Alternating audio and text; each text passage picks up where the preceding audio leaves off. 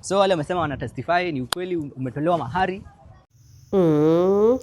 Muone vile anajifanya hapo ati righteous girl akiwa white wedding kwa kanisa, na zile tabia amefanya hapa, hookups every weekend, club kila siku. Hata yeye ndo alinihuza hizo matabia.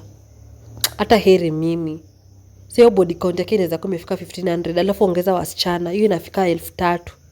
Na chali yake hapo. Ni chali ama ni bwana wa kanisa, kijana wa kucheza piano. Nakwambia akiweza jua vile amezunguka hii Nairobi. Hata anaweza ni prefer mimi. Heri mimi, hata mimi ni mrembo kumshinda, hata na sijazunguka sana. Muone. Najua hii haita last. Lazima atarudi streets. She belongs to the street. So wale wamesema wana testify ni ukweli umetolewa mahari. Na sasa kama huo utakapeleka kwako, si umeona hadi wazazi wameleta kitanda yake? Si kitanda yake imekuja hapo hivyo na tumeiona. So tumeshaona kitanda, matrimonial bed yenu tushaiona. Sisi wenye tulikuwa tumekuja harusi. So hadi mkisema ati itakuwa siri yenu, haitakuwa siri kwa sababu tushaona hiyo kitanda. Akiangaimia hata nasikia kutoka kwa hii wedding. Sasa nikiwedding China ngani kiswari.